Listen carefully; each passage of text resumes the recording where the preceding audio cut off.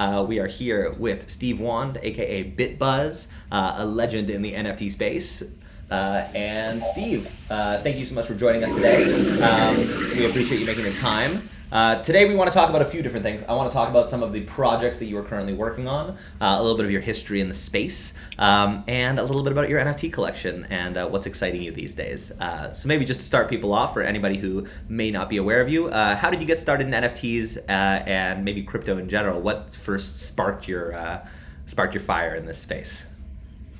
100%, and thanks for having me on, David. I appreciate it. No, pleasure. So I started reading about BTC back in about 2012. Didn't fully grasp it the first couple times I read it. Had to dig a little bit deeper, and then spent like a weekend literally like buying some, moving it around, figuring it out fully. And that was a really like an eye opener for me.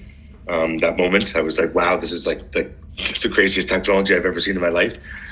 So that led me kind of pretty heavily down the Bitcoin rabbit hole. And then I found out about Ethereum in 2014 from Ethan Bachman, who is now the kind of one of the top people at Cosmos, Atom token. And Ethan was the one who said you should take a look at this Ethereum thing. They're ICOing soon, and it's doing smart contracts, kind of different from what BTC is doing. So I did take a serious look at it, and I was like, wow, this is pretty impressive. Being kind of native to Toronto myself, there's a lot of people that were around the area that also were talking about Ethereum. So it was a no-brainer to get involved in it at that time. And then I kept following Ethereum, saw some, unique things happening with different implementations, and they had Homestead and the 6 versions they were implementing over the 2 years to get it launched live. And then I was at Ethereum Waterloo, which I believe took place in November of 2017. And actually I was in the second row right behind Vitalik and his father, Dimitri, when at the Shopify building in Waterloo that they hosted it at. And CryptoKitties had won the hackathon there at Dapper Labs. And then shortly after that, I was reading, it was kind of crashing Ethereum. One of them went for 160,000. So I was like, wow, there's something going on here. And I had watched kind of from afar Counterparty on Bitcoin in, say, 2015, 16, start doing rare Pepes and spells of Genesis. And so I could see that there was like actual collectibles being tokenized on the blockchain, but no one was talking about it. No one owned them that I knew. Any technical questions you asked most people, they had no idea how to answer them. So yes, there were assets, but moving them, storing them, wallets, and everything else, like there was none of them unless like some guy made it, and you had to trust the guy for those assets to be stored properly, which wasn't a very smart thing to do at that time. So it was just nice to see like a smart contract platform specifically designed to handle these things came out. And when I saw CryptoKitties, I was like, okay, well, you can breed these things. That's a huge game changer. Meaning they have parameters on the back end for future gaming, perhaps. So it was just a no-brainer to get involved in it. And so I started, getting some early assets, buying a lot of the early NFTs because I was buying the physical art at crypto conferences I was attending. And so when those artists started releasing NFTs, I was all over them immediately. And that kind of led me in 2018, maybe mid 2018, I realized Decentraland and Crypto Voxels, I kind of found them. And then I was like, wow, what is this? And then from there, that kind of piqued my interest. And now I'm specifically heavily involved in the metaverse, digital fashion. We've launched some wearables on Decentraland about a year and a half ago. We were one of the first companies to get, the first 5 to get a license to make wearables in DCL. And then Somnium Space is a big play for me as well. I see a lot of value in the VR aspect and the high quality gaming. And then with game credits, I also see with owning your own assets, we see what's happening with Axie and everything else. So obviously, if you give people who are playing Fortnite the other model, where they could do the exact same thing, the exact same quality of content, only they can mint their own, NFTs. They can put them in game. They can control them, sell them, buy them at any time. That's a huge game changer. So I've just tried to put myself in the space when I see some value in something that I've been waiting for a long time. And be like, here it finally is. It's coming to fruition, and it is actually live, or something's going to go live. I try to be there as soon as I possibly can once I've discovered it and learned about it, so I don't get wrecked or burned by entering naively. And I think that's very important too, because if I would have, I think my career and my path in the space would have been a lot different had I come in and just like a wrecking ball and just grab things, followed the hype and FOMO, and just kind of never was paying attention to what was going on, just following everyone else. I think I would be in a different position in the space. Absolutely. No, and you have an incredible history in this space, and I appreciate you sharing all that with us. So many things I want to touch on, and I'm sure we're going to talk about a bunch of them today.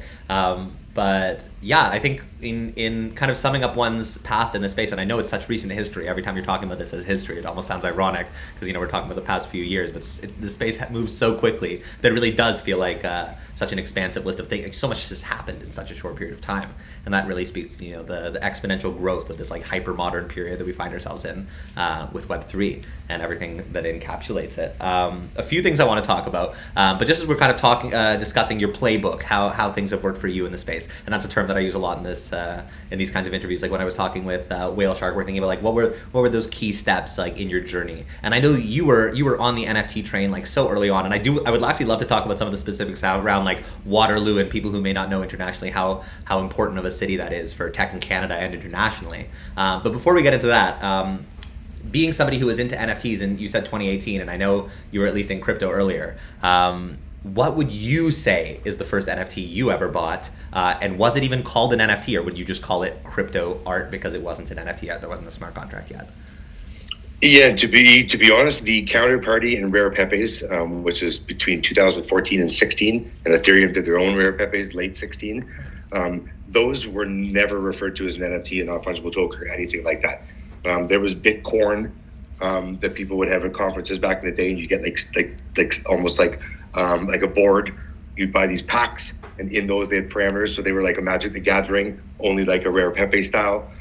So when we were doing that, we were just trading. They were literally just like crypto collectibles. That's what we were calling them. And the reason why we called them crypto art is because technically, when you went to the conferences, no one would let you buy anything in fiat. Everyone's like, I don't want that garbage. I want to be paid in Bitcoin. And the funny part was some of the artists were doing Ethereum work, but back in the day at the conferences, there was still the maximalists. Like it was pretty heavily back then. There still are. They're so active. Oh, well, totally. And in some of those things, like you'd find people, the artists, be like, oh, this is cool. You buy one of the BTC themed works, and you'd say like, okay, do you have any E-steps? Like, yeah, but it's like in the car or like under the table. It's back in the hotel room. Like, well, why don't you have it here? And they're like, you know what? Some people would like knock me for having that here. And I was like, well, fuck that. I want to see it. And so they would show me, and a lot of times I would buy them. And then it was Josie, typically. So I was buying like crypto kitties. I bought some crypto motors, cars. When did you buy your first crypto kitty? Out of curiosity. Well, I have quite a few Gen Zeros and Gen 1s, so they were like brand new. They would have been in like 2017 when I bought those, and then my daughter bought like 50 of them one day too and was breeding them. And they sit in her wallet now. She doesn't even know she has them, I don't think, anymore. But yeah, there was Chain Breakers was out before, and that's actually that project has sold and gone away. OX Universe, I brought some planets. That project collapsed and is no longer. So some of the early things just were too early, and Counterparty was just too early. Colored Coins, just to give some context, this Vitalik was working on a project called Colored Coins prior to Ethereum's white paper being put out in 14. So this was in 2013. And it literally lays out, it's for digital collectibles. That's what Colored Coins, that's what its like end goal was to be, is to hold these assets we're seeing flourishing on Ethereum. So Vitalik knew that was a piece of what this would become. I believe back then, Counterparty was just too early. And to be honest, Next token was not only the first to have an NFT on it in 2014 for the museum in New York. You were given an NFT, and that was the first one. But Next also moved to proof of stake 3 years before anyone else considered doing it. So it was an early blockchain, and Next kind of didn't win either because it was too early as well. Ethereum came out, was big enough, was almost a standard, had like hundreds of thousands of devs working on it. The first major smart contract platform to be proven. And so, it was just kind of a no-brainer to follow in ETH to lead into the metaverse, into the NFTs. But Josie really, for art specifically, when I bought Josie's stuff at Consensus in 2018 or 19, she said to me, I'm going to give you a COA today for this art, but in about 6 months, I'm going to have an NFT ready. And I was like, oh, that's fantastic. And she's like, yeah, you're going to get them free. It's the COA for my physical pieces.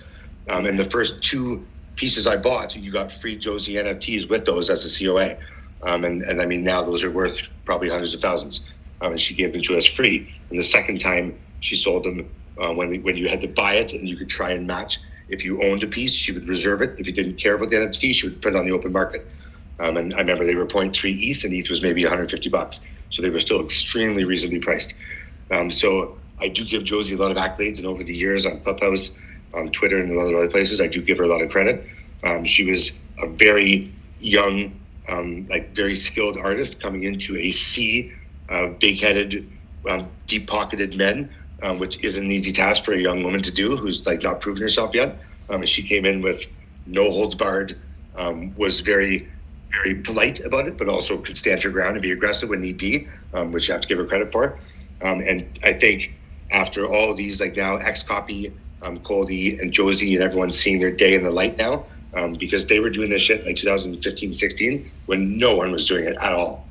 So for them to come out and set the tone with the Coldie standard, with the 24-hour auction times, all these things were like, I know they stepped up and took the lead on it, and I know history should look kindly on them, and their work should reflect those price points, because they were like the earliest of the early in this space.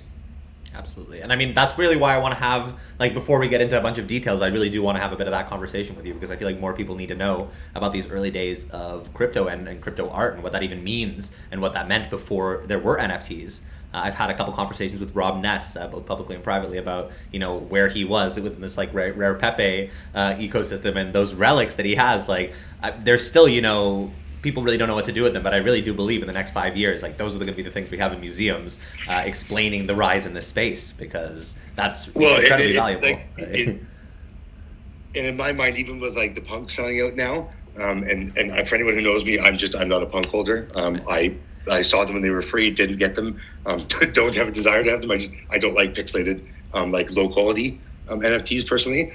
So you can see though, there's a huge demand for them now. However, Christie's put out an auction, or Sotheby's put out an article that said, we're selling the first NFTs ever. So there's a huge misconception in the space. A lot of newbies think punks, and the reason why their value that they've kind of accumulated over the years and the floor they've set is because of this first NFT. That's a blatant distruth. They're like the 7th or 8th project. We're finding about more and more every day. We can say the first viral NFT project, but I hate when people say the first NFT, because that's they are by no means the first NFT project. And right now, because they weren't ever obtainable, or no one wanted them in demand until they were wrapped. Because of the standard, they couldn't be traded easily on OpenSea.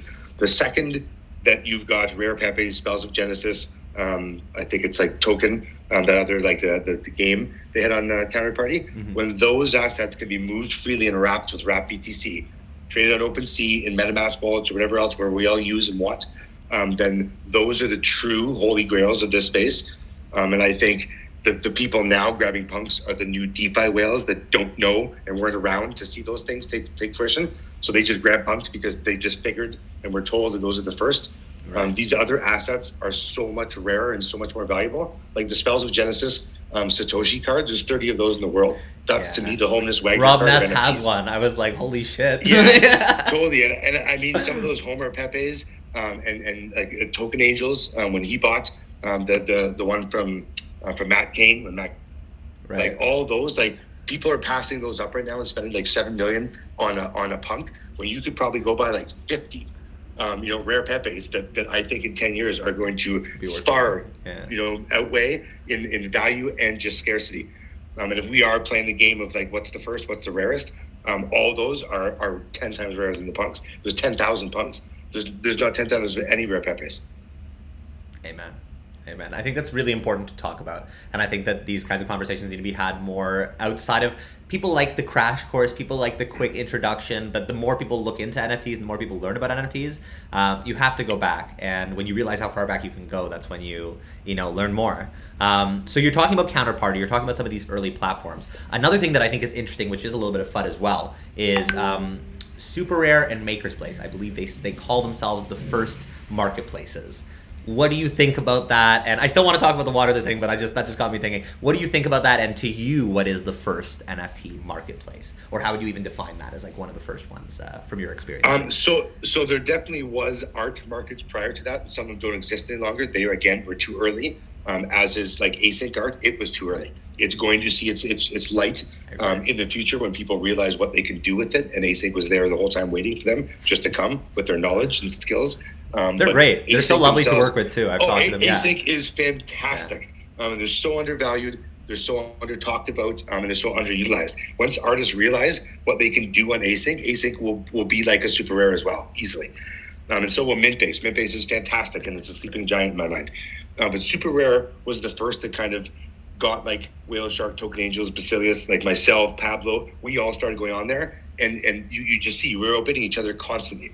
So it was the first one where there was a social aspect where you talk on Twitter and then go outbid each other on super rare. That wasn't happening on other platforms prior to that because there wasn't enough of us. There was like 4 people doing it. So now there was like 50 of us all doing it, and we all got to know each other because just organically, because we were outbidding each other and we were buying each other's work. And you'd be like, oh, you outbid me on that? That's such a beautiful piece. Like, congratulations on winning it. Where it's, now it's like totally different. It's a lot more diluted.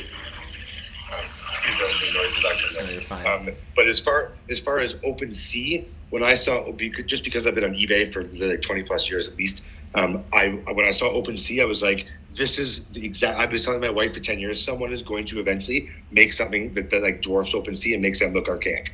When I saw OpenSea, I was like, oh my good God, I found it.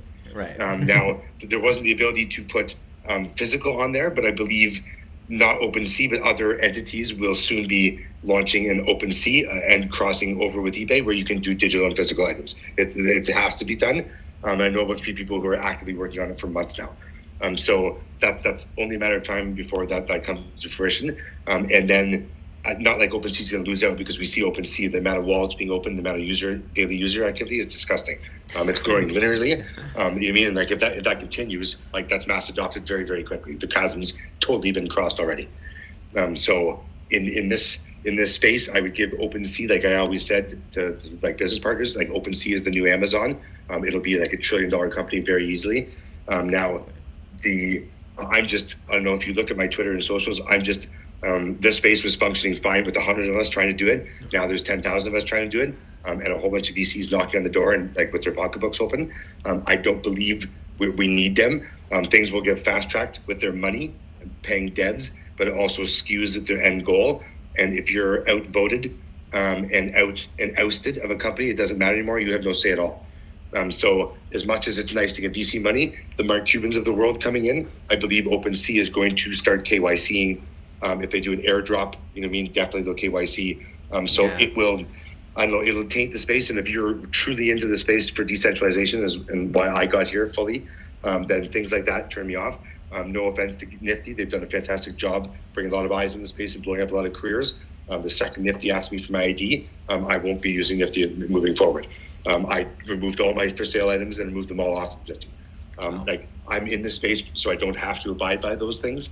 And if you're going to come full circle and mandate that we're doing the same thing as TD Ameritrade would make me do, you're in that sense. Like I know that's when it stops being a crypto company in my mind. Absolutely.